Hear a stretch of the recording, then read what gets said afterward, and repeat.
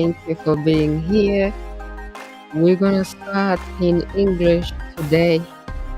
Renee, I see you. Ooh. California Pombe, I see you. Merci d'être là, la famille. We're starting in English.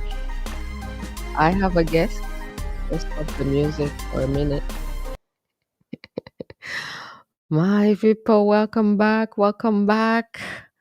You and I talk show today. We are recording live on Saturday, November 29th, 2025. Oh my goodness. I can't believe 2025 is over. Ah! Crazy how time flies. So I have a guest today. The lovely Cassandra Leah Wilson, who actually wrote a book that I actually have here with me, that I actually read. We're gonna talk about it a little bit, and who's been on You and I Talk Show in the past. You can find the video on the page. And then we're gonna talk about what she's been up to and what she's doing all the way in Ontario. She has abandoned us in British Columbia, moved from British Columbia, Vancouver, the most beautiful place in Canada, to Ontario, my people. Like, what is that about? And now she's doing events, soulful events. We're going to talk about her events, Women's Wednesdays. And then, yeah, so thank you everybody for being here. Welcome back. Welcome back. Let's get the show started and then let's bring in our guest and then we're gonna have a great time. All right.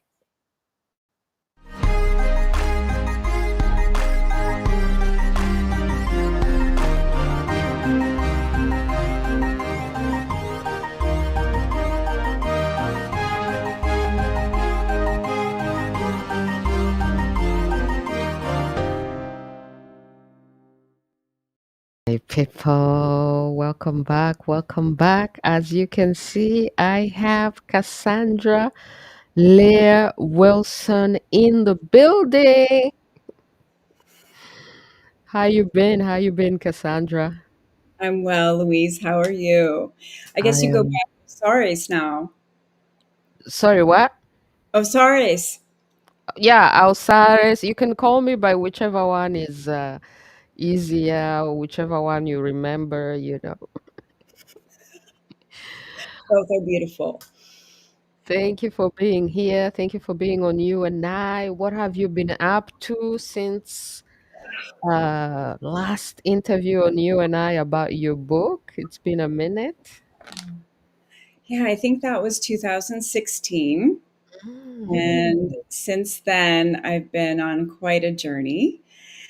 And now I'm in Ontario, as you know, and I'm using all of the knowledge and wisdom that I experienced in Thailand that I write about in the book to craft and continue to offer the wisdom that I gained there. So I've got a new event that I'm starting in London, Ontario.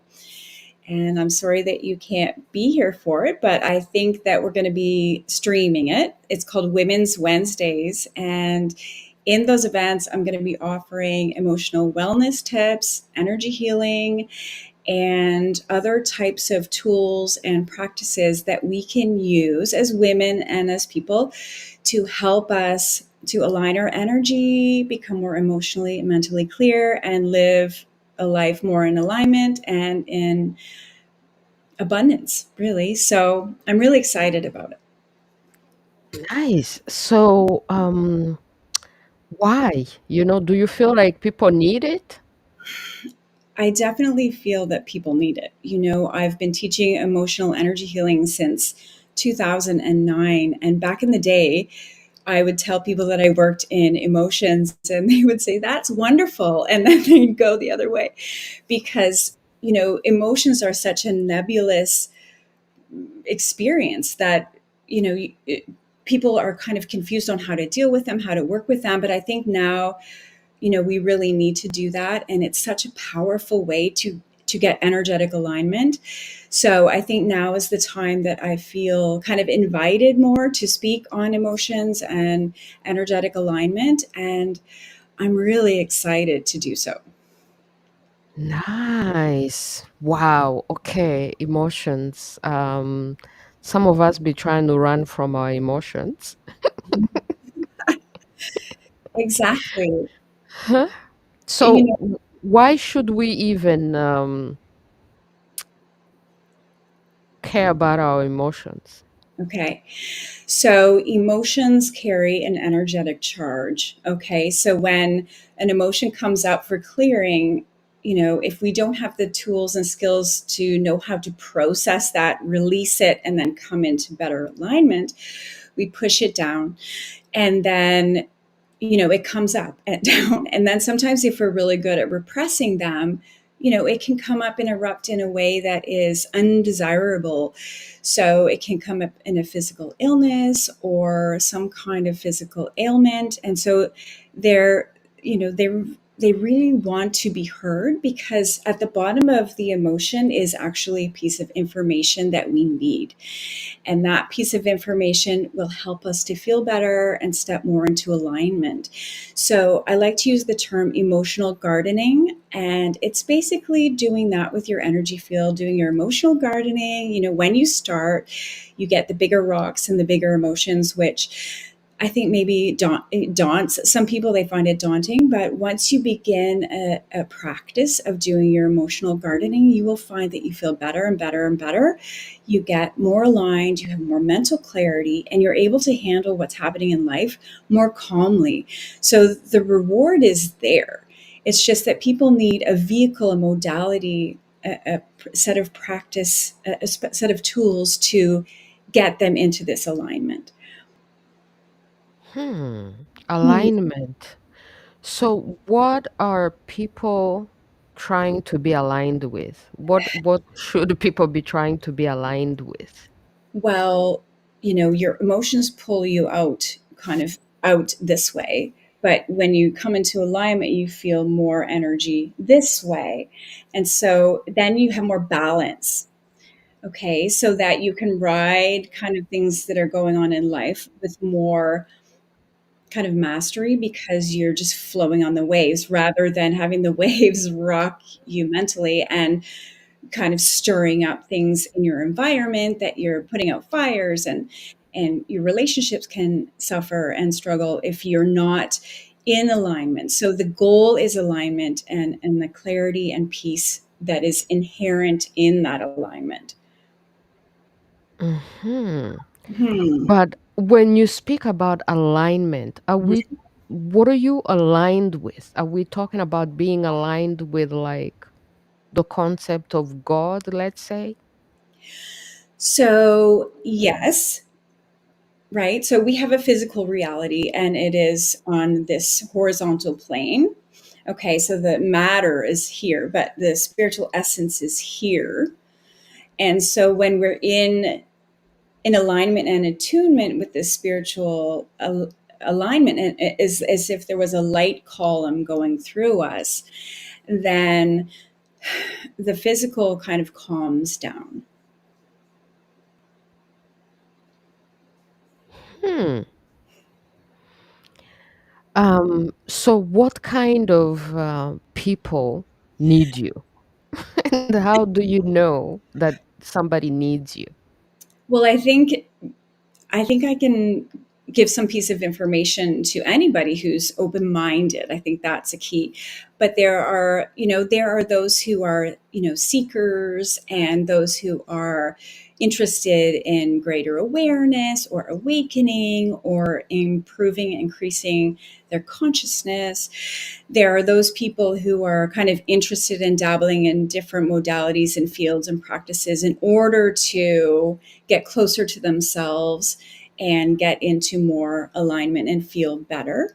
So it's basically people have to self-identify if they're interested in energetic hygiene. And normally those people are it's quite clear who is interested and who is maybe not ready or not open to it, or has another path.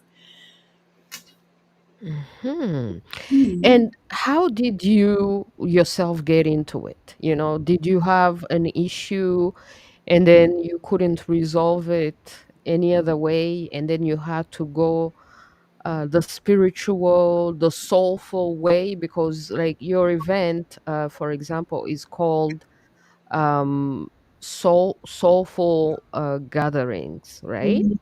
Hmm. So, like, why did you yourself get into it? Into this line of work. Yeah. Okay. So, I was always kind of interested in the mind and in self improvement, even growing up. I studied psychology thinking that that was the way forward. But even after getting my degree, I realized that that wasn't the end of the path. That wasn't going to be the resolution that I was looking for.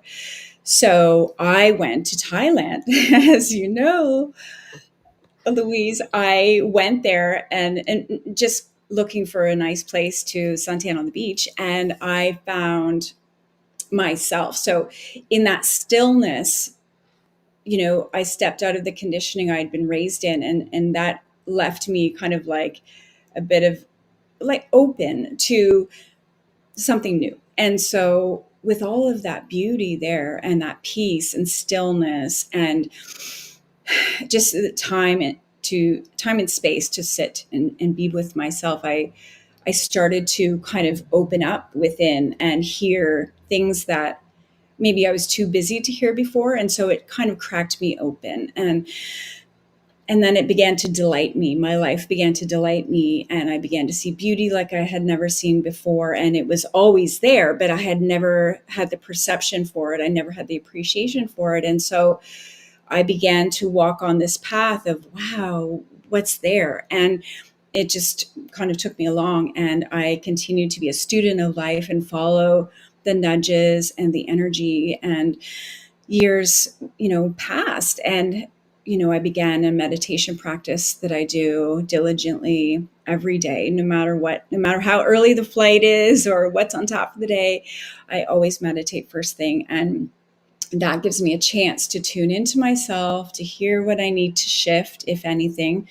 If I have an opportunity to do some energy work inside, I definitely do it at that time. So I give myself that space to do this kind of work, to be led within. And that, I think, is one of the key parts of, joy in my life, and my ability to find this information that has value to others as well. Nice. So, Yeah, um, this is a good advertisement for Thailand. definitely.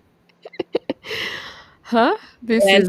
This is really great for Thailand. So, I mean, Canada is beautiful as well, especially here in Vancouver, BC, but Mhm. you had to go to Thailand in order. What is it about Canada that you couldn't do this in Canada? But now you feel like it's needed in Canada, so you bring it to Canadians. You Mhm. host events now in Canada. Mhm. Well, I think, when you go to a place, you kind of drop off the map for a while. You're kind of free to explore different avenues. And I think that was really what it was. I was around the world from my home. I was in Asia. I was just traveling. I was lightweight. I had just a backpack with me, and I was ready for life to show me something great. I was looking for that. I was asking for that. Life, what have you got to show me? And then I was open to it. So I think, living in Canada, you're Canadian and you have like certain responsibilities. Your day looks a certain way when you live in a city in Canada. And so I think like the routine just kind of carries you along. And maybe it was more difficult to step out of that in the early days. And so going to Thailand was like an excuse. I could just drop off the map and see what else there was for me. Mm. Mhm. So then the whole system in Canada where people actually have to work, do you think it's anti-spiritual? You can't find time to get in touch with yourself? Well, I don't think any activity really is anti-spiritual. I guess it depends on what you bring to it. But I think that, when people have this routine that demands so much of their time and their energy and their mental space, the 9 to 5 job, 5 days a week, I think it limits your ability to have maybe the energy and propensity to look for something stimulating, that could really awaken you, unless you take the time and you meditate in the morning or you meditate in the evening or you do something that gives you a chance to hear yourself without your phone, without your TV, without people talking to you. I think everyone needs that space to just listen to themselves, and in that time you're going to find all of the forgotten dreams that you had and the desires that you have, and you're cultivating a relationship with yourself, which I think is cultivating a relationship with the spiritual, and then it's very fulfilling. So it's all happening within yourself. It just depends, again, on the choices you're making with your time. That's very interesting because it makes me think of like the pyramid of necessities.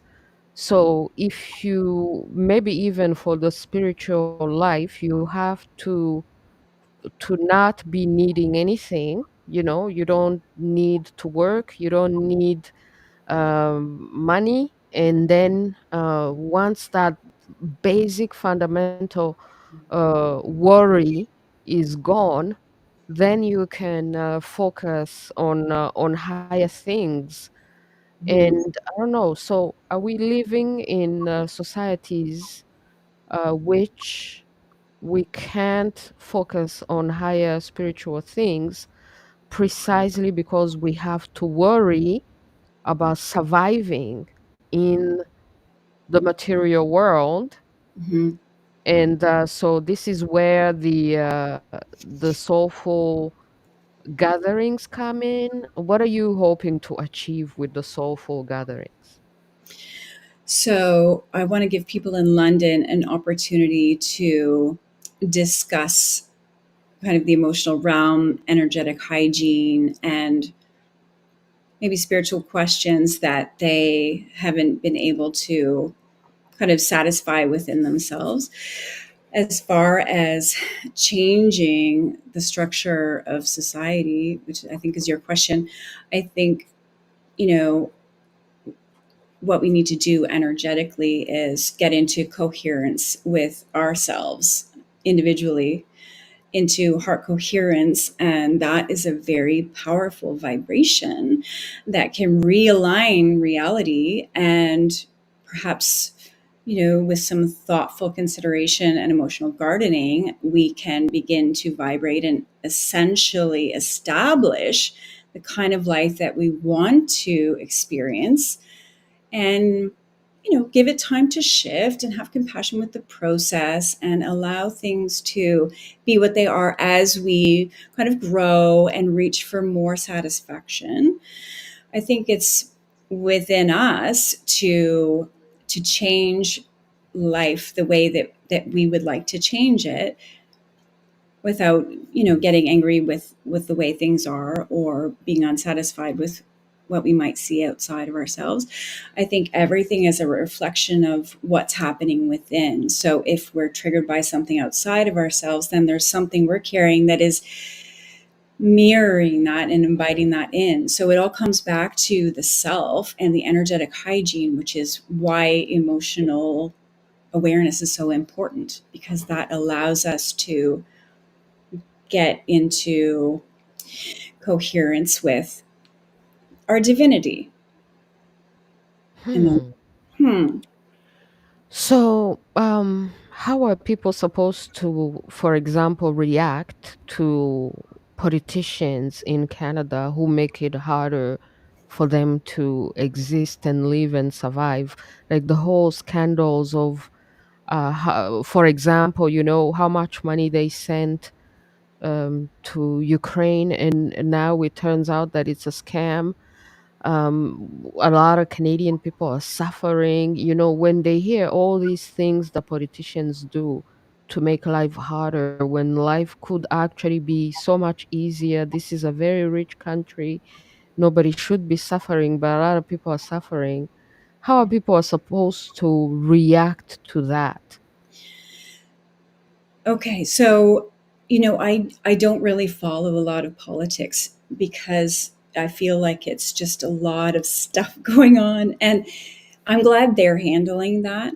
But I think that, if we are feeling a sense of loss by the actions of others, then we need to find out where within ourselves either we're giving away our power, or we have an emotional wound around loss.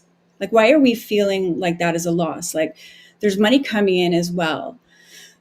Why are we triggered or upset by that? I mean, that's gone, and I know that, politically we might say, well, there was a mistake there, and maybe there was, and maybe that shouldn't have happened, but we can't fixate on that because that's outside of ourselves. We can only control what's within us and in our own lives. And so that's why we have to be responsible for everything going on within us, because we are vibrational beings, we are energetic beings, and we vibrate out what we want to experience. So we control what we're doing energetically, and then we bring some different energy. We bring something that's more of a blessing than a judgment or a pain or a wound when we look at things, in a grand scale like that. Hmm. So, on the grand scale of things, um, how should people look at such a challenge? You know, when people are struggling and suffering, and then they see all these things outside of themselves. How should they look at it? Send it love. Send it love. Send it light. Just Love to the people who scammed us. Love to the liberals. No, the it's not. people, the situations, and put that the blessing on it. Like, I know this will work out well. I know this is going to be good for us. I know that this is going to have a happy ending. That's all we can do. We can't knock on someone's door and say, you have to change your life and you have to change the things you're doing. We can't do that because that is not our domain. We can't take someone else's steering wheel and drive their car. We can just put good energy on it, be responsible for ourselves, and enjoy it. I mean, we can't control other people. So we might as well just have a good time. Bring the party back. Bring the party back home. And, enjoy it. Enjoy ourselves. We're only here for a period of time and then we're gone, like, let's bless the place and bless our experience, and yeah, just enjoy it. I know. I mean, it's like it's the law of detachment or non-attachment. I used to think, what is that? Like, how can people feel that way?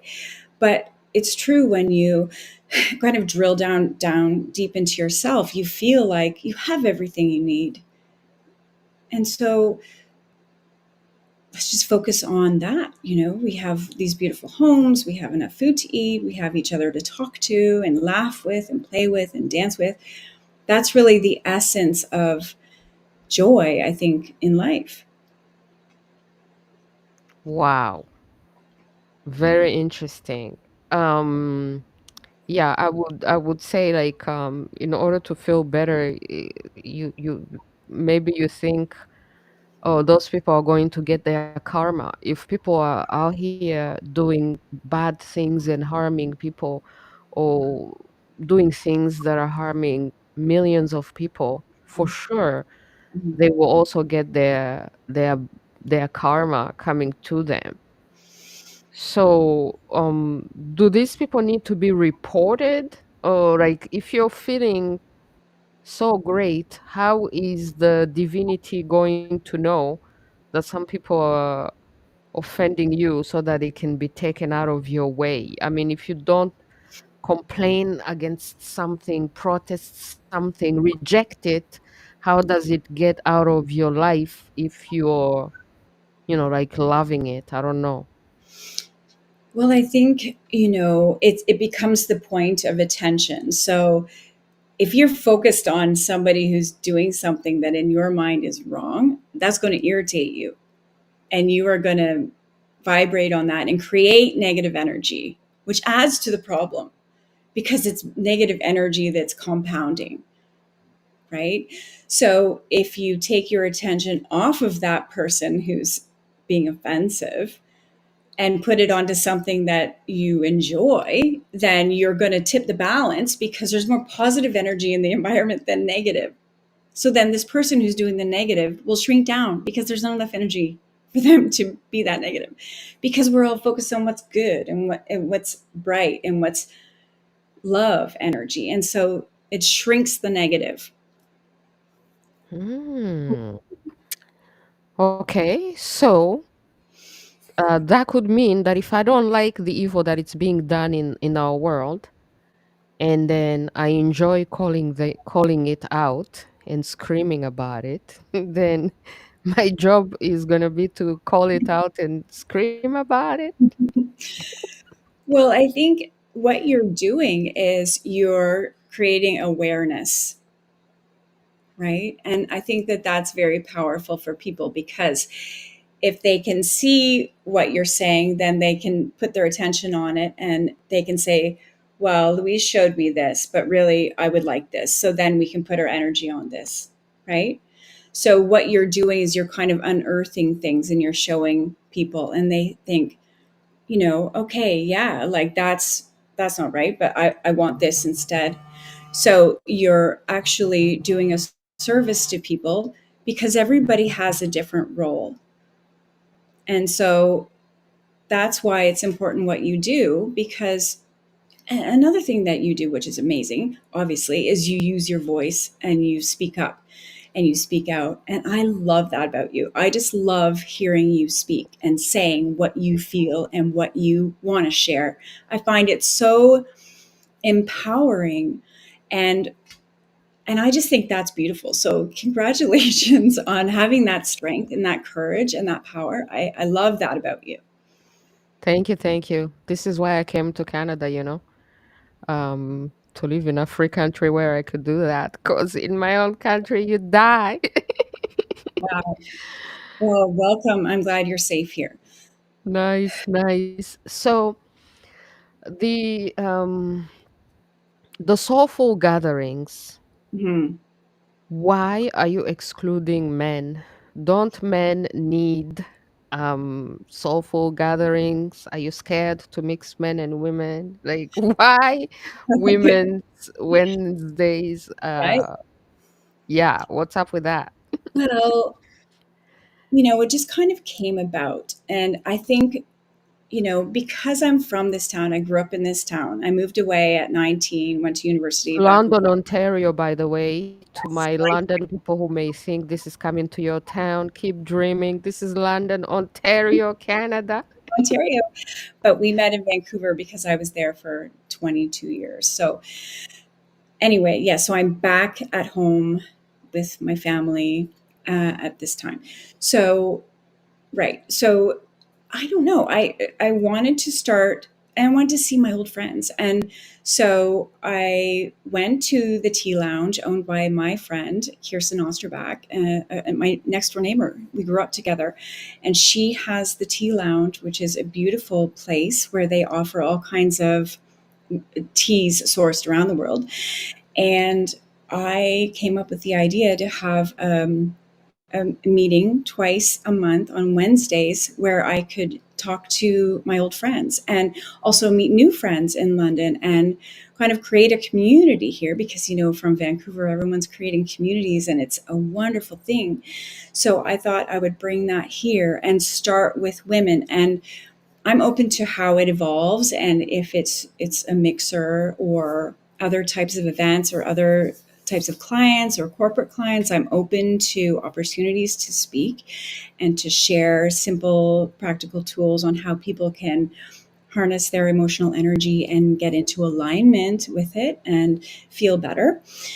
So this is going to be an event where people are just, we can talk about these things and kind of start the grassroots of London being, maybe a bit of a hub in this area, because around us are a lot of small towns.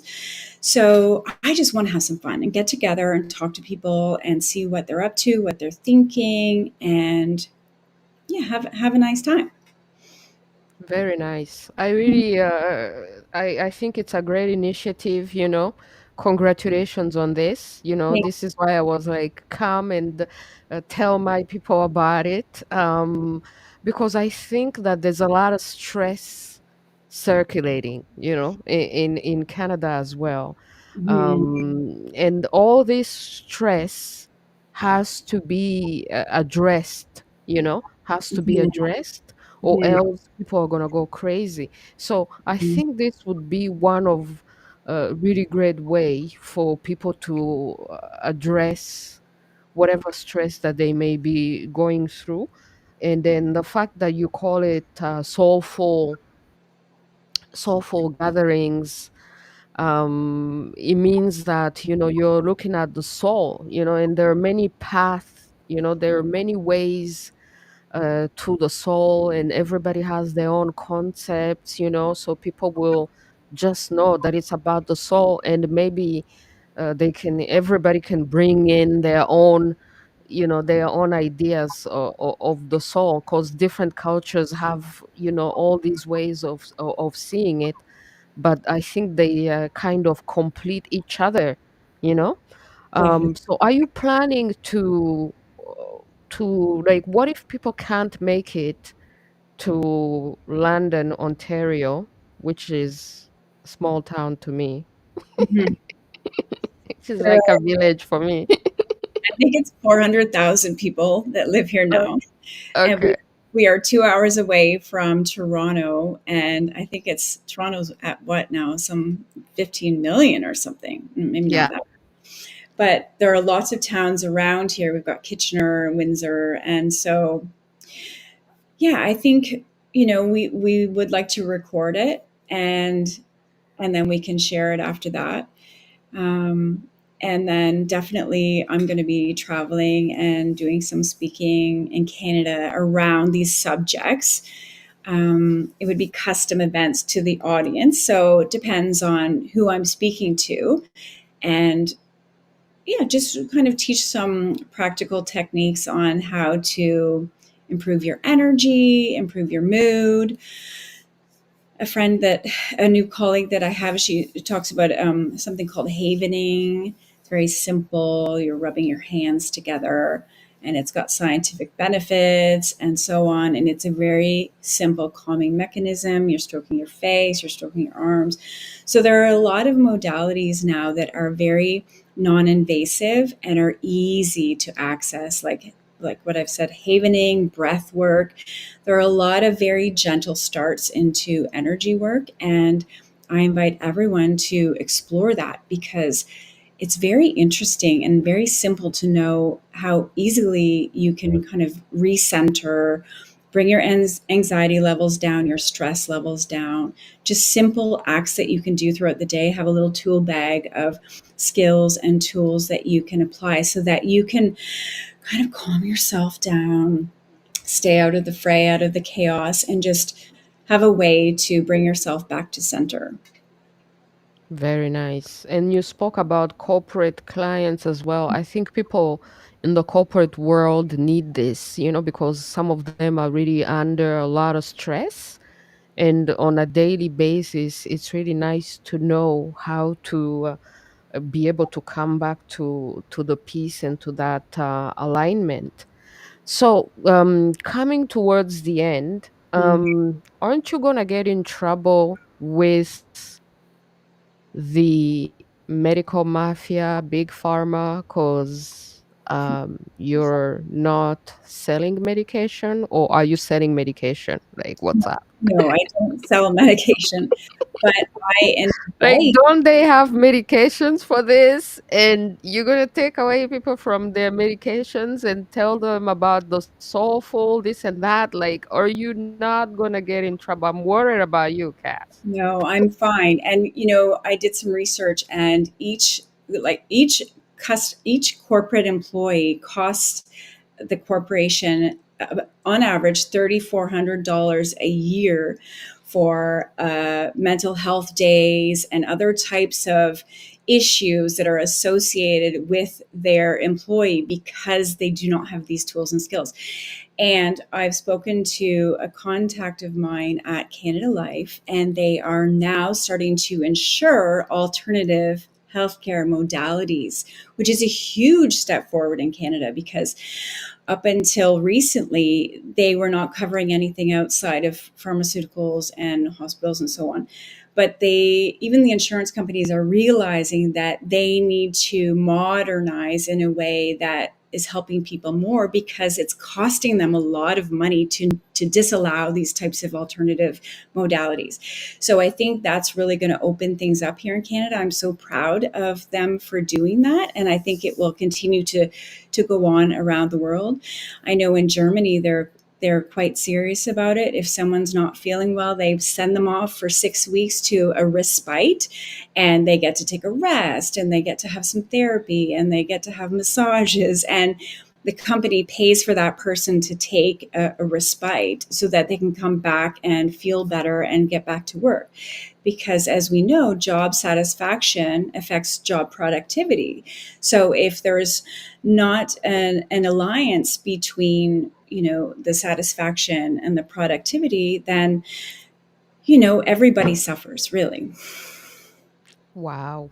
Mhm. Well, congratulations for, bringing this to Canadians, because I really think that it's needed. It's needed, and the timing is perfect. So what are your hopes for the future? Well, I'm just going to keep going, doing what I'm doing. And I do want to grow my audiences because I love people and I love sharing this information. And I think it's really powerful and useful and effective. So I'd like to kind of tell everybody, how to do these things and how to kind of step into alignment energetically and emotionally so that at least they know what to do, and then it's up to them to do it when they want to do it, but at least they have that education. It's just like nutrition or physical exercise. The whole population slowly came to those steps, and now people are obsessed with nutrition and eating well and eating healthy. It's the same thing with energetic hygiene and energetic alignment. It's the same thing. It's like a whole, a cohort of us, a whole group of us will move into this. And I want to help everybody and give them the knowledge and understanding that I have to help them along the way. Nice. Very, very nice. Okay, let me applaud for you actually.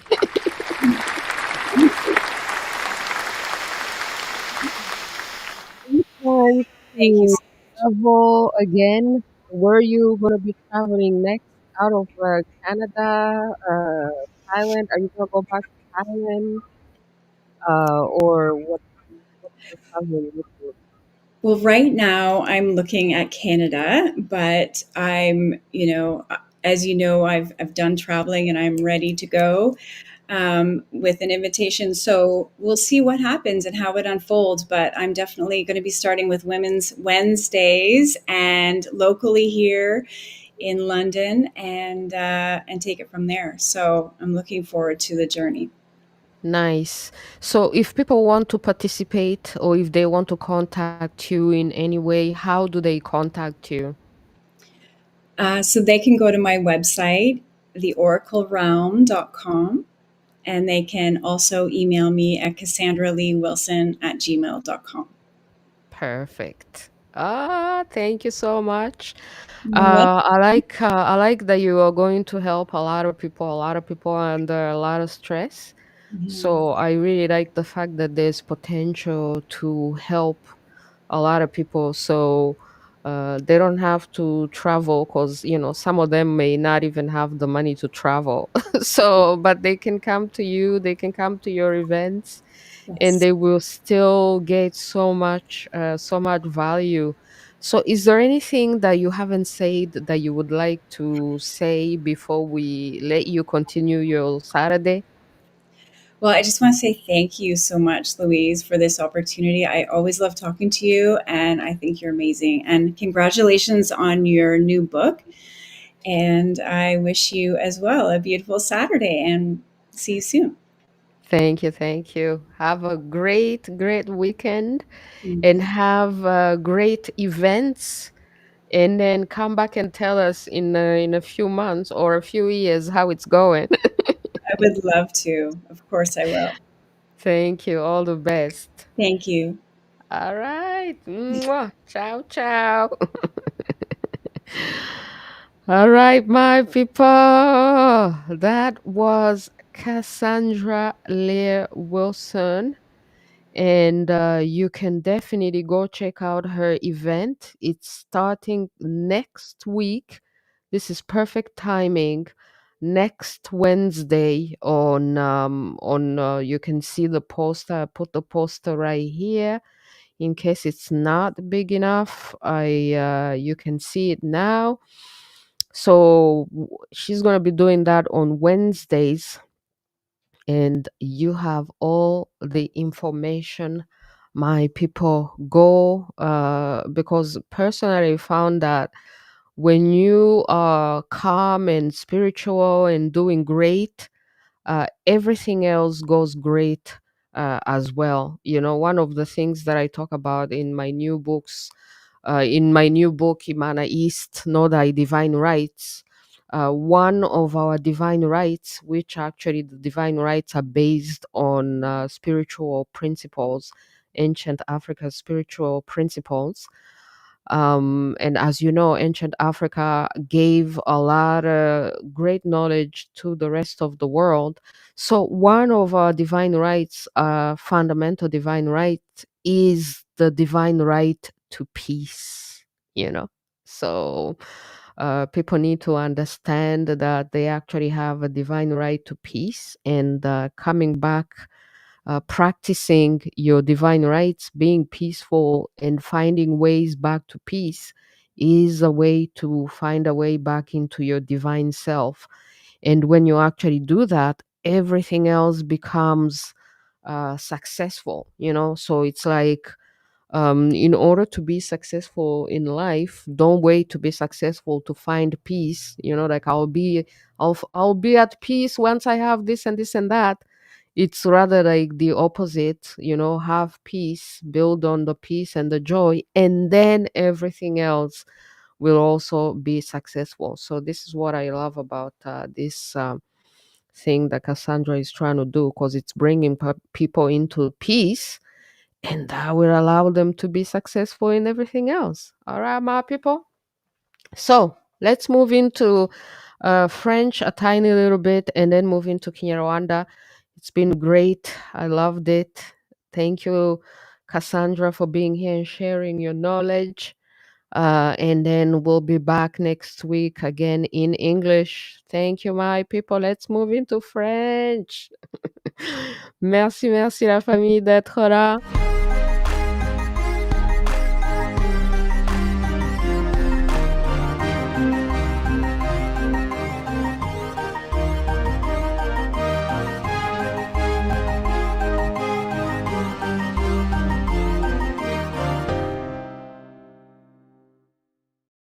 All right, my people, we are here. Ah, pardon, j'ai oublié, on est passé déjà en français. OK, ça sera pas long en français, là.